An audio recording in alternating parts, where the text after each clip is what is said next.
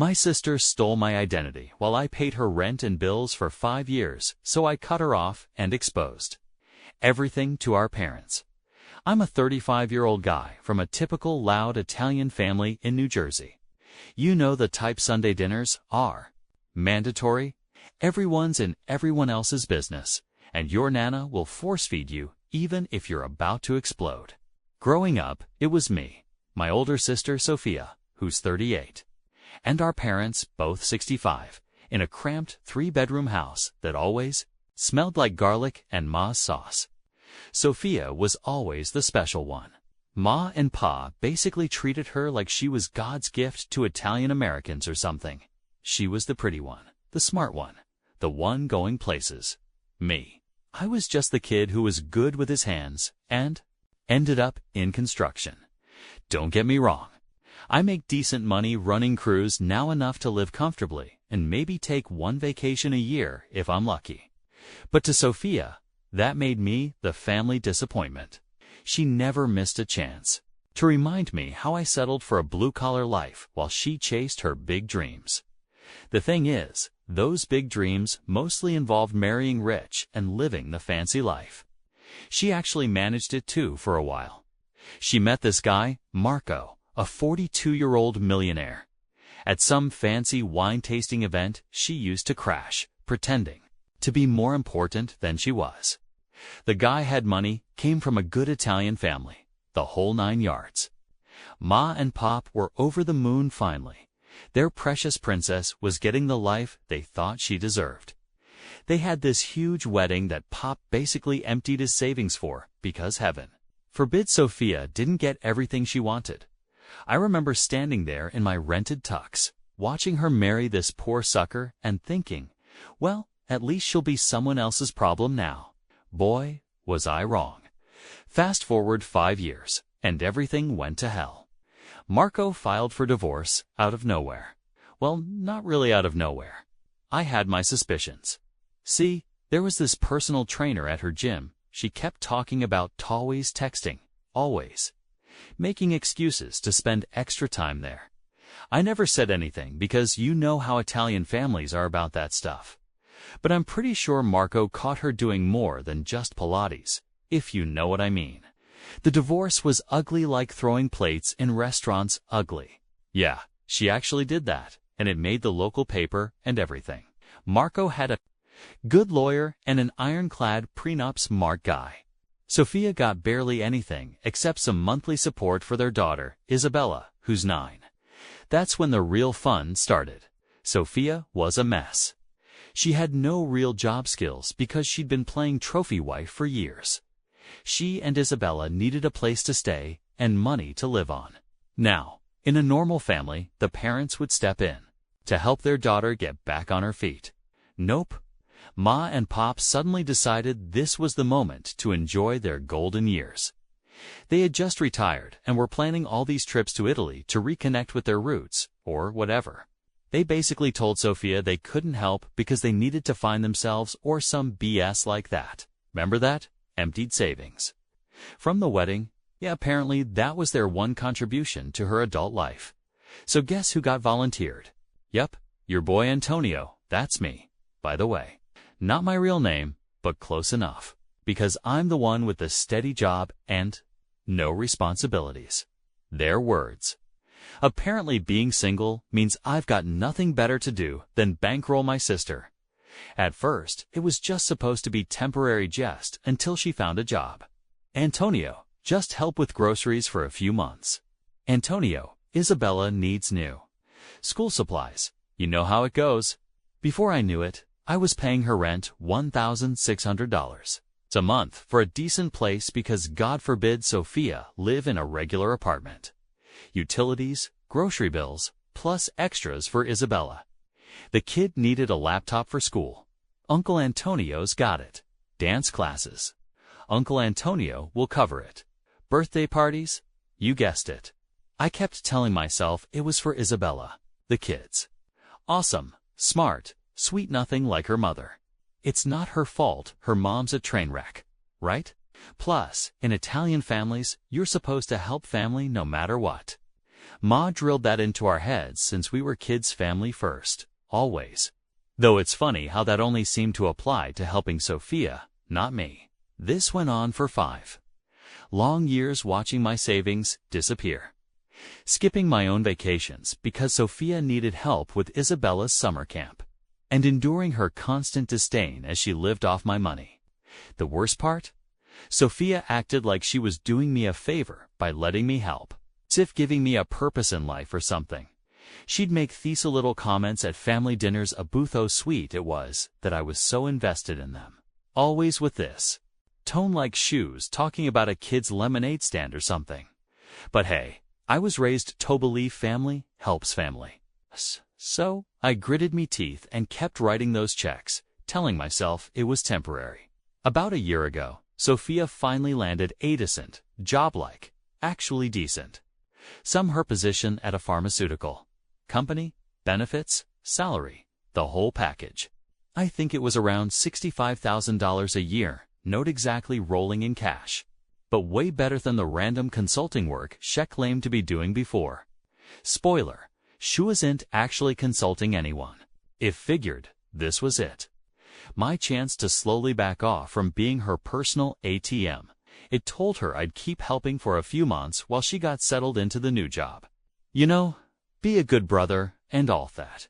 Make the transition smooth for Isabella's sake. That's when things got weird. First, it was small stuff, Sophia showing up to Sunday dinner wearing these designer shoes. Then a fancy new phone. Then a whole new wardrobe because apparently her old clothes weren't professional enough for her new job. Whatever, right? Maybe she got a signing bonus or something, but it kept escalating. Every week, she'd roll up to Mom and Pop's house with some new expensive thing, fancy handbags, jewelry. She even talked about joining the super expensive gym because her old one didn't have the right atmosphere. Meanwhile, I'm still paying her rent and utilities. Bess, she kept saying she needed just a little more time to build up her savings. Quick side note, our Sunday dinners are like this sacred thing in your family.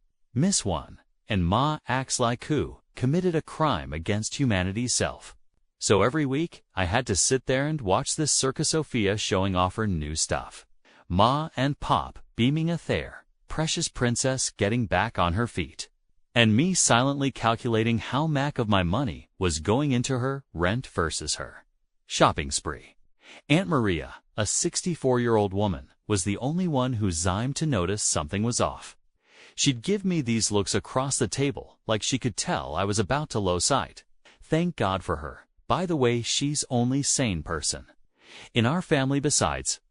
So anyway, this went on for months, me getting more and more pissed, Sophia getting more and more entitled. Then Kamithi Sunday, that made me snap.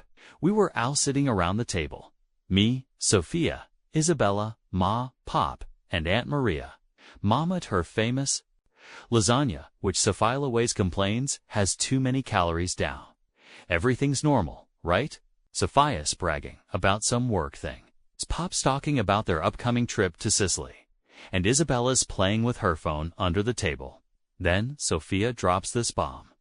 Oh, I'm thinking of getting this gorgeous Gucci bag I saw.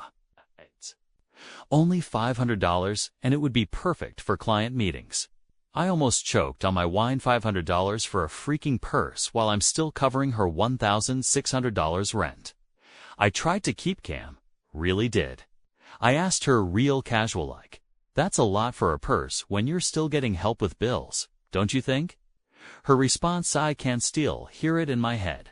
She does this little laugh like I'm some stupid kid and says, don't be cheap, Antonio. Professional needs to look professional. Cheap. She called me cheap. Me, who hadn't bought new work boots in 2 years because her rent ate my budget. Me, who skipped my best friend's wedding in Vegas because she needed money for Isabella's summer camp.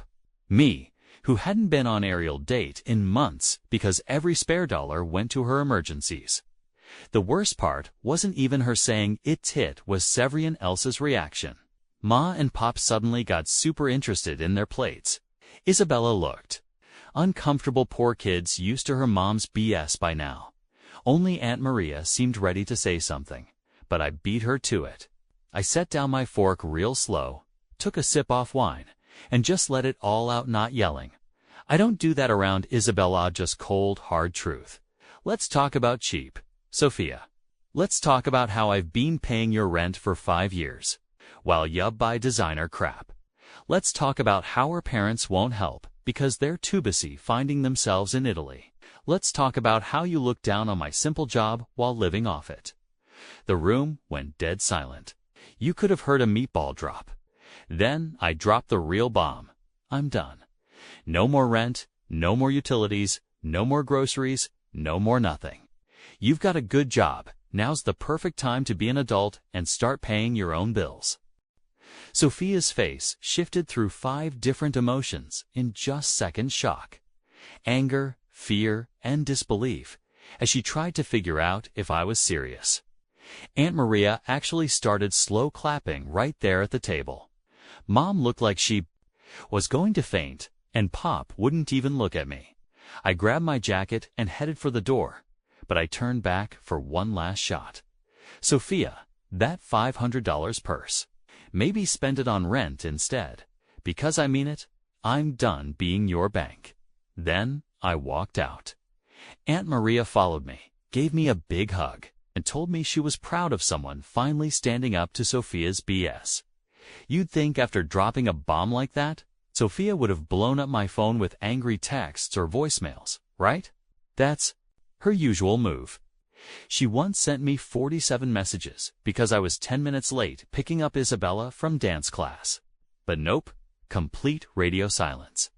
Not a peep for a whole week.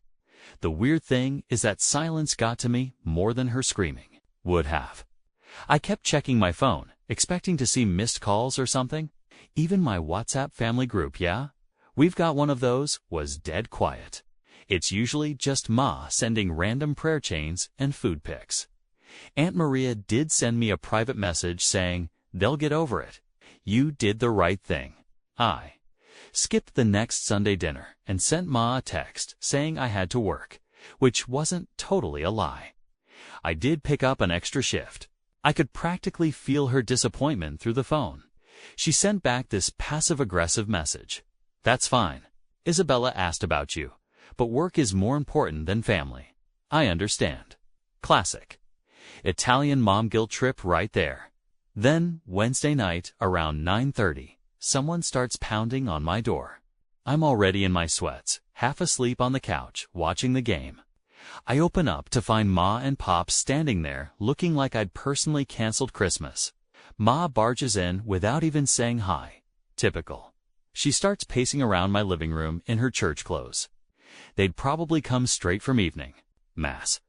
Pop just stands there with that disappointed dad face he's perfected over the years. "We need to talk about Sophia," Ma announces like she's about to open peace negotiations or something. I grab a soda from the fridge and offer them some. They both give me that look like I just suggested we rob a bank. Fine, more for me. She's struggling. "Antonio," Pop finally speaks up. "Isabella doesn't deserve to suffer because of your stubbornness." I almost spit out my soda. "Wait a minute. Let me get this straight," I say, trying to keep my voice level. "You, too, who've been taking cruises and wine tours instead of helping your own daughter, want to lecture me about making Isabella suffer." Ma's face does that thing where she looks like she's sucking a lemon. That's not fair. We're retired. We worked hard all our lives. You're young. You have a good job, and Sophia's your sister. "Sister?" I shoot back. "But I guess that only matters when it's convenient, huh?" This sets off a whole thing. Ma starts going off about family responsibility, how I'm being heartless, how Isabella is an innocent child. Pop keeps throwing in these little comments about how this isn't how they raised me. The best part? They hit me with this gem. "We don't enable her like you do. She needs to learn responsibility." I lost it, completely lost it. I started laughing right in their faces. Oh, now she needs to learn responsibility. Where was this attitude? 5 years ago when I started paying her bills, where was this when she was buying designer crap with my money? Real convenient timing. Ma and Pop try to cut in with some BS about how I'm being cold and how this isn't like me. I just walked to my door and held it open. Thanks for stopping by, I tell them, but this is how it's going to be from now on. If Sophia wants to act like an adult, it's time to pay bills like one. They left muttering in Italian under their breath, always a sign they're super pissed. Ma didn't even try to force leftovers on me, which in Italian mom language basically means I'm dead to her. Aunt Maria called me the next morning. Apparently, Sophia had been crying to everyone about how she might have to move to a dangerous neighborhood, anywhere without a Whole Foods nearby, because her cruel brother cut her off. Ma and Pop had been making the rounds at church, telling everyone how their once sweet son had turned his back on family. But here's the thing. Aunt Maria heard through her friend at the salon that Sophia had been bragging about some fancy vacation. She was planning a spa weekend or something. With what money? That's what I wanted to know. Then, on Friday night, I got a call from Sophia. Her voice was sweet, almost like old times, when she used to sneak around to buy her own things as kids. I never imagined it would come to this. I just wanted to let you know I'm moving out of the apartment next month, she says, as if we're having a normal conversation. What? Can't afford it without me? I ask, probably sounding more smug than I should. Her laugh sends chills down my spine. Oh, I can afford it. Ha, I just found something better. Turns out I'm moving in with Ma and Pop. They offered their guest room so poor Isabella wouldn't have to live in some awful apartment. Sophia sounded so pleased with herself, like she'd won some kind of game. The next month, I got a call from my accountant. He told me to check my credit report right now. Apparently, my sister had used my information to open new bank accounts. I immediately logged into my Experian account. My hands were shaking so badly that I had to type my password. 3 times what I saw nearly made me throw up. There were 4 new credit cards opened in my name over the last 6 months, for all maxed out. We're talking thousands of dollars in charges to stores I'd never even heard of. Saks Fifth Avenue, Nordstrom, some fancy boutiques in the city, even airline tickets to Miami. Guess that explains her work trip last month. The total damage, $23,400. Let that sink in, $23,000. That's almost what I had managed to save for a down payment on a house gone. All because my sister decided to play identity theft. I'm not proud of what happened next, but I completely lost it. I threw my phone across the room. Thank God for good case, Suzanne punched a wall. Yeah, I know, real smart move. My hand still hurts. Then, I just sat on my kitchen floor, having what felt like a panic attack. I called Aunt Maria because she's the only one with any sense in this family. It was like 11 p.m. at this point, but she picked up on the second ring. When I told her what Sophia did, she started cursing in Italian like the kind of words Nana would have washed our mouths out with soap for. You need to call the police, she said. But here's the thing. Sophia has Isabella. If I press charges, what happens to my niece? She's the only innocent one in this mess. I spent the whole night going through the charges, designer spa treatments, fancy restaurants. This woman was living the high life on my credit while I was eating ramen to save money. There were even charges for Isabella's private school tuition, which explains why Sophia suddenly stopped asking me for school expenses. The next morning, running on like 2 hours of sleep and enough espresso to kill a horse, I called a lawyer who specializes in identity theft cases. It cost me $400 for the consultation, but it was worth every penny. Here's the fun part. Sophia didn't even try to hide her tracks. Every single purchase was delivered to her address. She used her own phone number and email on the accounts. The lawyer said it was one of the most clear-cut cases of identity theft he'd seen. With this evidence, he said she was looking at serious charges. But there's always a but. Since she's family, maybe we should try negotiating first. He suggested sending her a formal letter demanding full repayment before we go the criminal route, giving her one chance to fix this before I ruin her life more than she deserves. I thought about Isabella and agreed so. I called Sophia. My hands were shaking again, but this time from rage. "Hey, Johnny," she answered, all cheerful like nothing was wrong.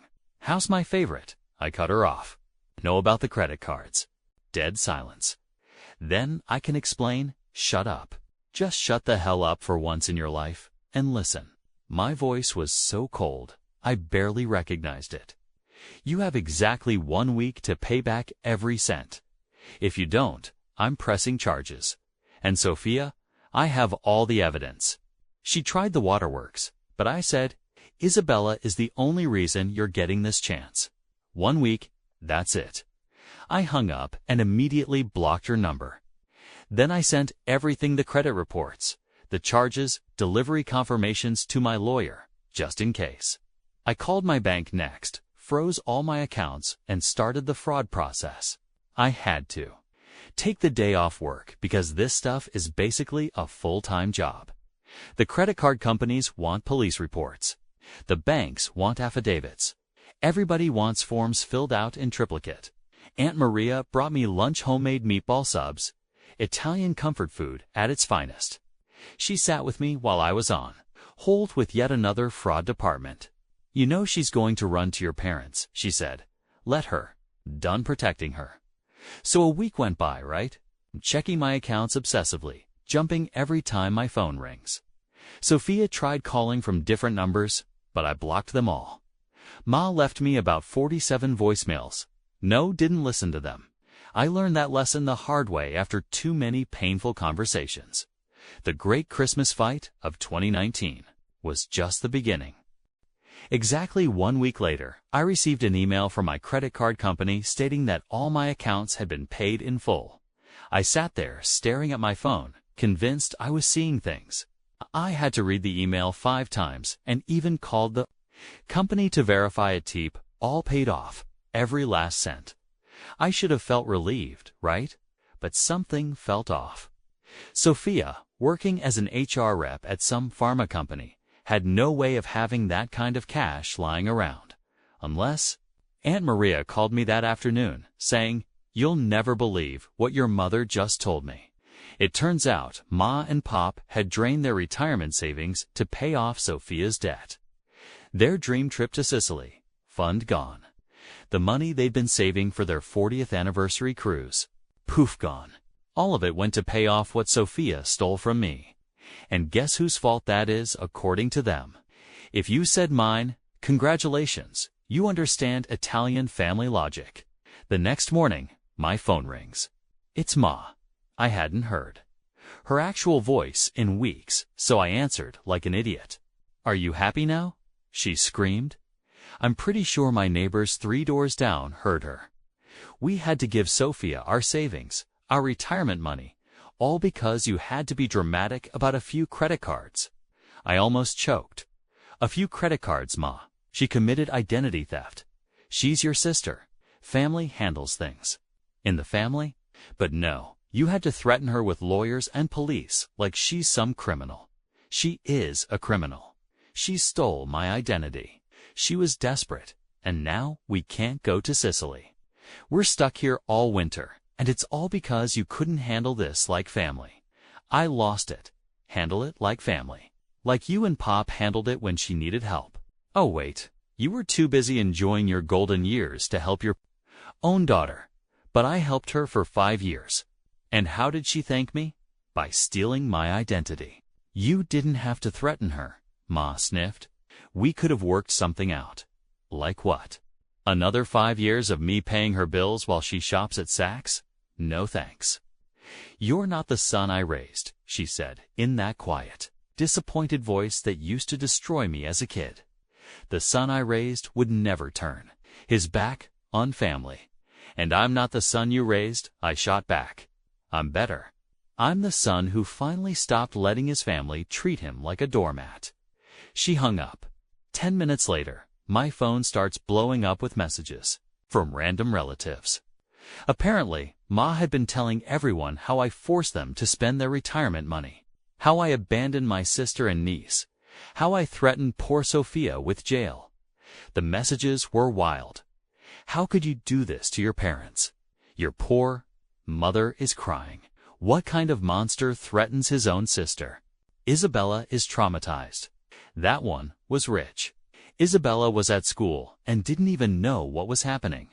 Then Sophia starts posting on Facebook about how families should stand together in hard times with some BS quote about forgiveness.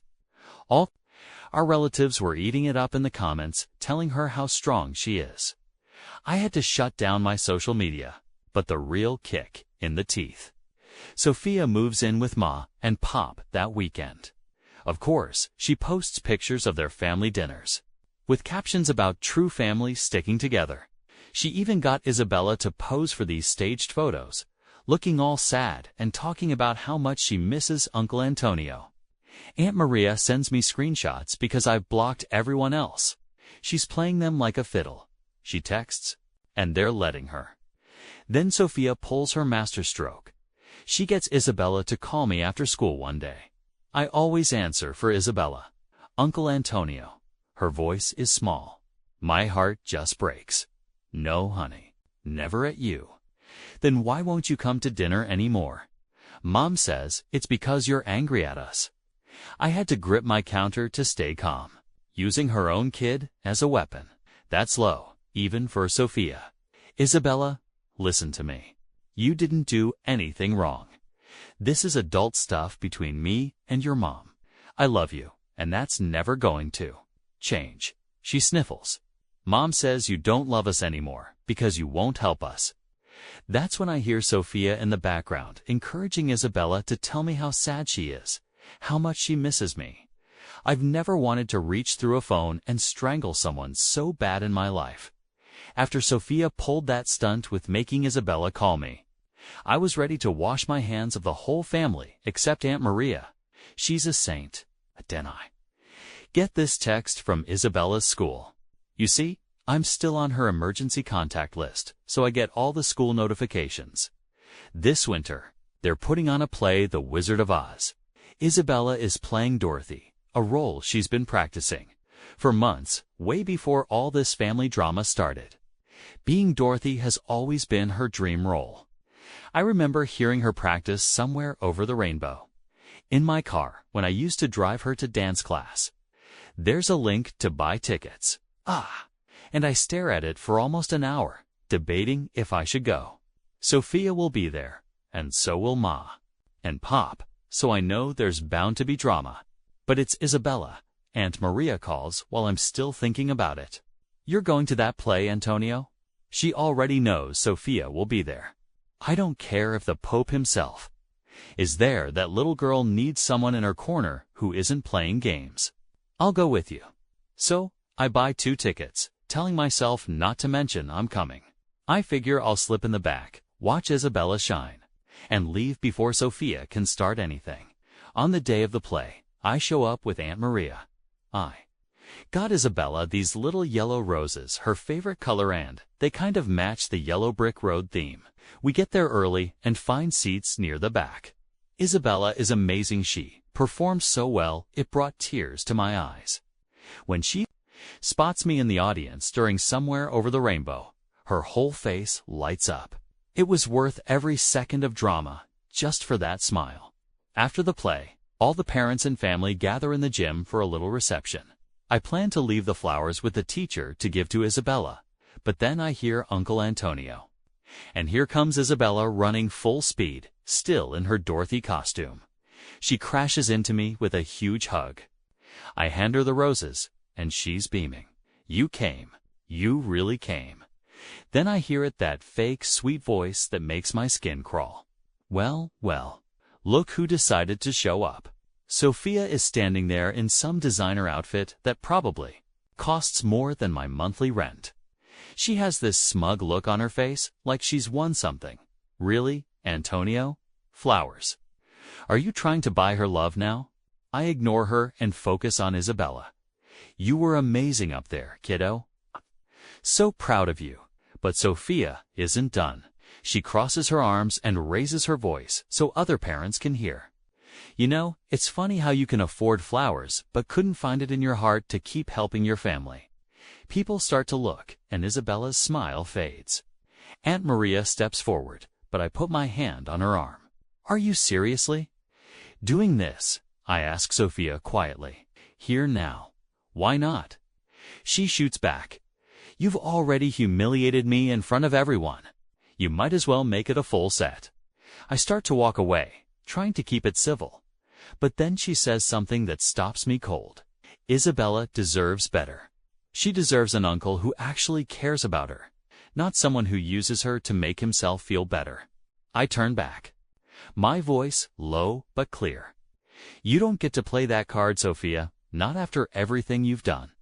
And I'm not going to stand here while you try to turn Isabella against me. She's not stupid. One day, she'll see the truth. What? Truth. Sophia laughs that her uncle abandoned her, that he threatened to send her mother to jail. The truth about the credit cards. I snap back, and the gym goes quiet. The truth about how you stole my identity? About the truth about why? Marco really left. Sophia's face goes white. Isabella's voice is small. What credit cards? Sophia grabs Isabella's arm. We're leaving now. No. Isabella pulls away. It's the first time I've ever seen her stand up to her mom. I want to know what's going on. Everyone's always fighting, and no one tells me why. She starts crying real tears, not the fake ones Sophia coached her to use on the phone. My heart breaks all over again. I kneel down to her level. Isabella, listen, but Sophia yanks her away. Don't you dare talk to her. You lost that right when you turned your back on us. I didn't turn my back on anyone. Aunt Maria finally explodes. You stole from him after everything he did for you. The gym is dead silent now. Everyone watching this Italian family drama play out like it's a soap opera. Isabella's drama teacher tries to intervene, suggesting maybe this isn't the right place. Sophia uses this as her exit, dragging Isabella away while playing the victim card. See how they treat us, your own family. I stand there watching them leave, feeling like the biggest failure. Aunt Maria hugs me tight. She needed to hear the truth eventually, she whispers. As we're leaving, I hear parents whispering. Sophia spent months painting me as the villain, but tonight they saw who she really was. It's a small victory, but at what cost? The day after the school play disaster, I get a call from Isabella. She's using her friend Lisa's phone because Sophia took her phone away after the play. Real mature, right? She's crying, and not the fake crying her mom taught her sets, real. Heavy sobs that make my heart hurt. I hate it here. She tells me that Mom and Nona are always fighting about money and that they're always talking about me. She just wants everything to go back to normal. It turns out Sophia's been making everyone miserable at my parents' house. She's treating it like a hotel, leaving messes everywhere and staying out late. The Golden Child Act lasted about 2 weeks before her real personality came out. But my parents are stuck. They blew their savings on her credit card debt, so they can't even escape to Sicily like they planned. Can I come stay with you? Isabella asks. Just for a little while. Man, my heart breaks. You know I can't do that, kiddo. But listen, you can always call me. I don't care what your mom says. Then she says something that floors me. I heard Mom talking to her friend about the credit cards. She stole from you, didn't she? That's why you stopped helping us. 9 going on 30. I swear she's too smart for her own good. Isabella, I say carefully, sometimes adults make really big mistakes, but none of this is your fault. You understand that, right? She's quiet for a minute. Mom says you abandoned us, but that's not true, is it? You helped us for a really long time, 5 years, I tell her. And I would have kept helping if your mom hadn't made those mistakes. Is that why you don't come to Sunday dinner anymore? She asks. Yeah, kiddo. But that doesn't mean I don't love you. You're the best part of this whole crazy family. We talk for like an hour about school, her friends, and how weird it is living with Nona and Nono. She's worried about her mom, but also angry, saying Sophia barely pays attention to her anymore. Busy going out with friends and shopping. After we hang up, I call Aunt Maria. We come up with a plan. See, Maria's always been the family mediator. Even when we were kids, she was the one who could talk sense into people. She starts visiting my parents' house more often, specifically when Isabella is there, taking her to Sunday school and teaching her to make proper sauce. Sophia still buys the jar stuff, practically a crime in our family. I might not be able to be there physically, but I make sure Isabella knows I'm still in her corner. I send her books through Amazon. She's a big reader. We have long talks on the phone when she can sneak calls. I even helped her with a science project over video chat. Sophia tried to stop it at first, but here's the thing about Italian families. You don't mess with the ants. Maria shut that down real quick. You want me to tell everyone at church what really happened with those credit cards? Suddenly, Sophia got real cooperative. As for my parents, well, that's complicated. Pop called me last week for the first time in months. He said they're struggling with Sophia living there. She's not looking for a job, not helping with bills, basically treating their house like a free hotel. He asked if I had any advice. I told him the same thing I've been saying for years. Sophia needs consequences, or she'll never change. He actually listened this time. They're giving her 2 months to find a job and her own place. Ma's not happy about it, but even she's starting to see the light, especially after Sophia maxed out her credit card. Yeah, she hasn't learned. Isabella is doing better. She started standing up for herself more, and even tells Sophia off sometimes when she's being dramatic. The kids got spine. Last week, she made the honor roll and sent me a picture of her certificate right away. Aunt Maria says she reminds her of me at that age, strong but kind, like someone else I know. The family is still split. Some relatives think I'm the devil for not helping family, while others, especially after seeing Sophia's behavior at my parents' house, are starting to get it. The truth has a way of coming out eventually. As for me, I'm doing okay. I finally started saving for that house again, and even went on a date last week. Sophia is not the only one who can move on with life. Aunt Maria is trying to set me up with her friend's daughter, because apparently this story needed more Italian family cliches. Isabella sent me a card last week with a picture of us on the front, her in her Dorothy costume, and me giving her the yellow roses. Inside, she wrote, "Thank you for always believing in me. I'll always remember what you said. I'm strong." Yeah, I cried a little. Sue me. Look, I don't know if my family will ever be what it was before all this. Maybe it shouldn't be, but Isabella is growing up strong. She's smart. And that's what really matters. She'll break the cycle, and I'll be there to help her do it the right way.